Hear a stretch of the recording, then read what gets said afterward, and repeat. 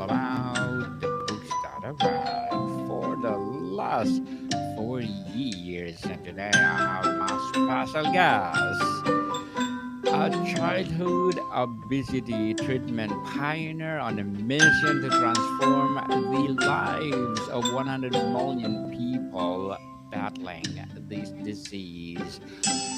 Empowering advocacy of my guest today, no other than Mr. Evan Nadler.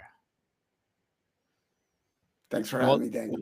welcome to Book 101, Mr. Evan. And can you please introduce more about yourself?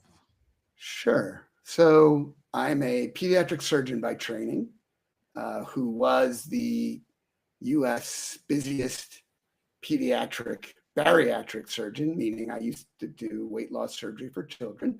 I've been doing it for 20 years. I have done basic science around fat cells and how they make people sick. And I've done lots of studies and published lots of work about treating children with obesity. And now I've given up my full time clinical practice to take my message directly to the people because there are 15 million children in the US with obesity.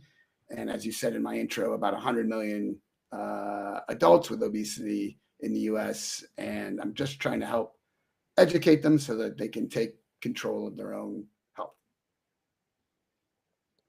Mr. Evan Nadler, thank you so much for sharing your knowledge and wisdom to the world. And hoping for more and more empowering advocacy like this to come. What are the most distinctive drivers of a childhood obesity that differ significantly from adult obesity? Yeah, so that's a great question because everyone sort of has been told over the years that obesity is all about exercise and diet. And if you don't eat right and you don't exercise enough, then you might have issues with your weight. But children, they haven't been on the earth long enough for that to be a real issue.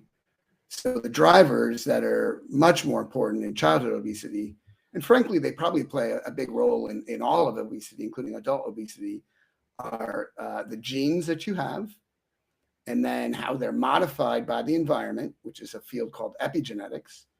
And then these genes that are modified by the environment, they can actually be transferred from mom to fetus.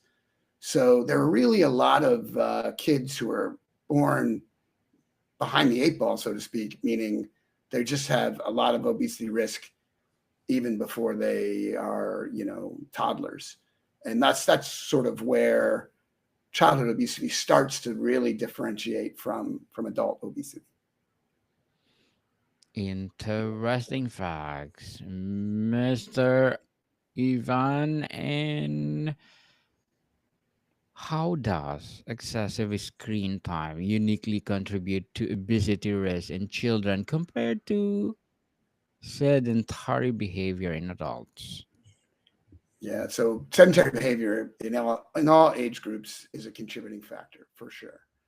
Um, the kids, obviously, in today's age, have more and more screen time, less and less physical activity, and that means that the kids who have increased risk from birth, they don't have a lot of leeway, right? Like, so they need to really focus on diet and exercise if they're going to prevent obesity, if they have high risk. And when everything in the world is either on your computer or on your phone and you're not exercising, and that really just can push these kids who really already have a very narrow margin for error, push them over the edge. Hmm. And how are children specifically targeted by the food industry with hyper palatable nutrient poor foods, and how does this impact their developing bodies differently? Yeah, so it's not a coincidence that the big three fast food chains in the United States, the McDonald's, Burger King, and Wendy's have a clown, a puppet king, and a little girl with red pigtails as their mascots. So for sure, the food industry is marketing to children because they know if you get a kid hooked on fast food, they're going to be hooked on fast food for life. And then look at all the sugar sweetened cereals that are out there. You know, Fruit Loops, Lucky Charms, Tricks. They all have, again, child friendly marketing or child directed marketing. And then if you go into most grocery stores, those cereals are actually at the eye level of the children so that they like bug their parents and say, mommy, mommy, or daddy, daddy, I want this cereal here. And the industry is hoping that the parents don't have the willpower to say no to their children. So it's definitely on the radar, my radar anyway, for ways to fix American food culture and hopefully change um, childhood and adult obesity rates, though it's going to take some time. Mr. Ivan, why does socioeconomic status have an even more profound impact on childhood obesity rates than adult Yeah, rates? right. So, first, obesity does span across all socioeconomic statuses and all races, genders, ethnicities. So, it's a ubiquitous universal disease. But you're right, it does have a higher prevalence in lower socioeconomic um, groups. And a lot of that goes back to your previous question, which is previous questions, which are access to healthy food. So there are lots of places where getting healthy food isn't easy or it's very expensive. And then similarly, the access to play spaces and access to exercise, right? If you're from a wealthy family, you can hire a trainer, you can hire dietitians, your kids can play lots of different team sports. You have more options. Whereas if you don't come from that sort of background, you often struggle to find those same opportunities. How can factors before birth and infancy set the stage of childhood obesity?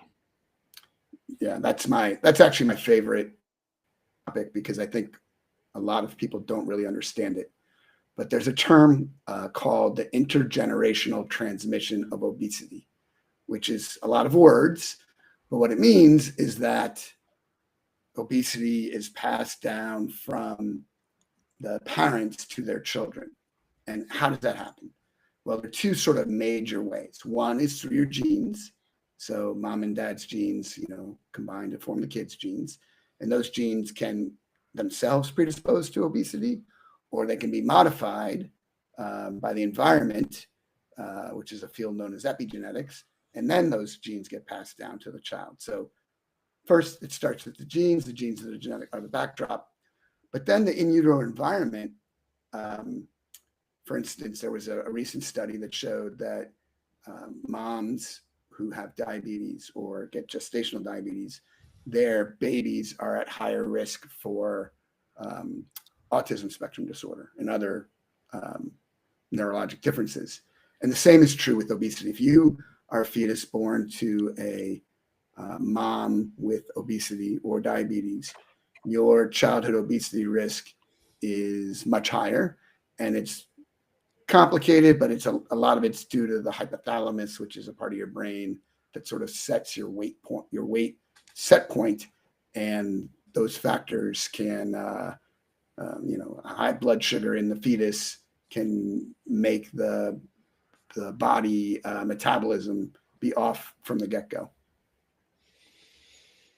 Mr. Ivan, how does obesity specifically interfere with a child's critical physical development, like growth plates, puberty, or metabolic programming? Yeah, the that's a good question. The obesity in children is actually more aggressive than obesity in adults, meaning it causes more significant physical problems and mental health problems than it often does in adults. So when it comes to growth plates, there's a disease called Blount's disease, which is a bowing of the legs, and it's from too much weight on the legs while the growth plates are open. So that causes pain, bowing of the legs, shorter stature, and can only really be corrected with surgery. Um, so that's just one example of how obesity affects children differently. Um, Diabetes progresses faster in children. Liver disease from obesity progresses faster in children. So it's really almost like I said, the most aggressive form of the disease, or maybe it's even could be considered a separate disease in and of itself because it behaves differently.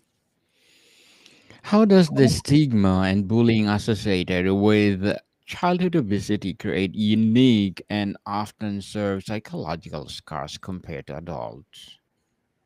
Yeah, so there's something called adverse childhood events, which can be trauma of of any sort, but is often mental health trauma from bullying or other, and that again increases the risk of obesity, but it also increases the risk of serious mental health disorders requiring treatment. It's really, as you can imagine, we all grew up. Teenage years are tough anyway, but imagine growing up with a disease that you're wearing on your face, wearing on your skin, that everybody around you knows you have because they can see it, and you have to face. Imagine starting ninth grade, a new school, a new high school, and you have to face new classmates with this disease. It's really tough on a lot of kids. Definitely. Totally, totally tough, especially Yeah. for the kids. And why is it, or why is obesity in childhood considered a stronger predictor to serve adult obesity and related health complications than obesity that develops later in life? Right. So the vast majority of children who have obesity go on to be adults with obesity, especially if they're not treated, which is what I used to do, bariatric surgery for kids. And now there are medications. The new medications are, at least one of the injectable medications is approved for children down to age 12. So there are treatment options, and those are can be extremely helpful for these children, and it's why I'm such a big advocate for obesity treatment and something I've been pushing for 20 years. And it's almost like smoking with pack years. It's not just how much you smoke, but how long you've been smoking. Same thing is true with obesity. It's not just how heavy you are or your BMI. It's about how long you've been carrying that weight, because the damage to your end organs, the damage to your system is cumulative over time. And Mr. Ivan, as advocacy or advocate of obesity, what are your short-term and long-term goals? Well, my shortest term goal is to get my book published because I really want to take my message out to the people. So thank you for having me on your podcast where I can talk about this. I've spent 20 years trying to educate healthcare providers about childhood obesity and about obesity in general, and I've gotten somewhere. I've gotten some buy-in from the medical community, but I felt like it was time to take the message directly to the people, because people are now self-advocating when it comes to their care, and I feel like knowledge is power, information is power, and so my short and long-term goals are to educate the masses about the realities of this disease, that it's not just food quality, it's not just ultra processed foods, although those things are definitely contributors, but it's a really complicated, complex chronic disease that requires a holistic approach, uh, and a chronic approach that includes lifestyle changes, medications, surgery, all of the above. Definitely.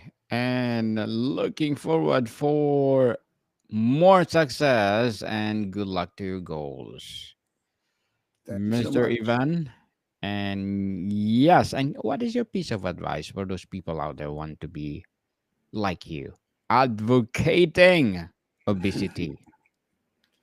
Well, I think my piece of advice for anyone who wants to be an advocate for obesity or otherwise is the never give up, right? It's like when I first started doing this 20 years ago, people thought I was crazy. People called me a monster for um, offering surgery, bariatric surgery to children.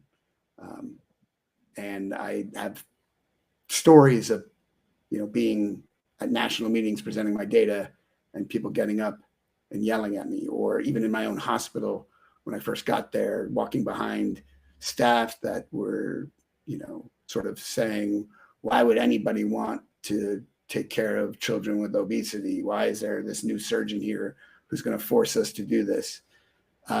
So you have to have a thick skin. You have to have a resiliency, and you have to have just a never say die attitude. And, if you know in your heart what's right and you have the data and the science to back you up, just keep pushing. And, I can't say I still have big goals and I haven't met those goals yet, but I will not stop trying until I get there. Definitely. And thank you for your advice, Mr. Ivan. And can you please recommend books or book that influence your journey? Sure. There have been, lots and lots of books, diet books, cookbooks, books on intermittent fasting, books on you name it. Um, and those I would mostly try to stay away from. However, most recently I read a book. While I've been writing my own book, I've been reading other books about obesity. And there is a recent book called Diet, Drugs, and Dopamine by David Kessler, who was the former FDA commissioner. And it focuses on food addiction, which is really an interesting topic, and how the brain changes and how the GLP-1 medications work to handle that food addiction. Food addiction isn't the problem for everyone, so it's not as comprehensive as the book that I'm going to write or that I'm writing. But it was a really interesting read, and he shared his own personal experience, which is also always helpful. The folks who are living with obesity have a lot to offer the whole obesity community. So it's only been out, I think, since May, but it's definitely worth picking up. When my book comes out in a year and a half, then you'll read mine and you can compare it to his and see what you think. Definitely. And thank you, Mr. Ivan, for that recommended book. And what policies, food marketing, regulation to children improve school nutrition standards like sugary drinks and taxes and many more hold the most promise specifically for reducing childhood obesity? Yeah, that's sort of the $1 million question, because the it's slow going in terms of, let's say so the Implementing. HHS secretary, our RFK, is really focusing on ultra processed foods, and those will help getting rid of those, getting rid of food dyes that make candy so bright and attractive to people, children. That will help some, but what holds the most promise is hard to say. However, I would go back to one of your earlier questions, which was about the socioeconomic differences. So it's one thing to ban sugar beverages from SNAP, which is the food assistance program for lower income families. But at the same time, you need to give those people access to the healthy foods. It's not good enough just to take away something. you have to replace it with healthier options. So the folks that are using that benefit need to be able to get affordable, nutritious, healthy food. And I think in the long run, that is going to be the most effective strategy rather than just taking things away and banning different items. Definitely. And before we wrap up our discussion today, Mr. Ivan, I'm inviting you to please do listen to my other podcast, people, my other podcast, because my abstract essay is already in fifth season, abstract poetry in second season, and my book 101 review in fifth season too, comedy 101 in second season, and my food 101 in fifth season as well. Geography 101 in fourth season, and my baby podcast, Law 101 and Mental Health 101. Love Letters in third season, and my movie 101 review and music 101 in its fourth season, and Science 101 and Sex 101 in its first season. Please listen to them wherever you listen your podcasts. And Mr. Ivan, if you could implement one societal or policy change tomorrow with the biggest potential impact on reducing childhood obesity, what would it be? Well, societal, I'm going to answer that question in two parts. The societal change would be to get people to realize that obesity is a disease and not a lifestyle choice, and that especially these children didn't really have a chance to have a healthy weight during their childhood. They were predisposed from the get-go. So that would be the societal change. The policy change would be to make the medications and surgery for obesity more accessible, more affordable, covered by all the different insurance policies, not just some and some.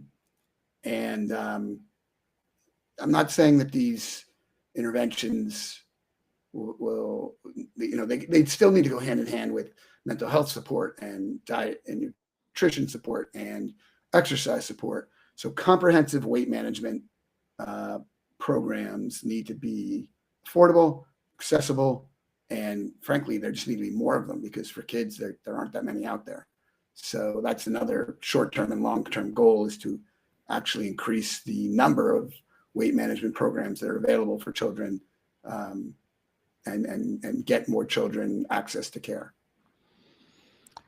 Mr. Evan Nadler, thank you so much for sharing your knowledge and wisdom to the world. So can you please invite our listeners to support your advocacy, your projects that you're doing right now, or anything that you are something that you are creating to the world? Yeah, so my YouTube channel is Obesity Explained. That's my website too. Come check me out, engage in the conversation, and let's make the world a better place for everyone. Yes, indeed. People, let's support Mr. Evan Nadler because if you support him for sure, more and more empowering advocacy to come, more and more empowering childhood obesity solutions will come. So, Mr. Ivan, thank you so much for your time. Thank you, Daniel, for having me. Appreciate it. More to come, people. See you soon.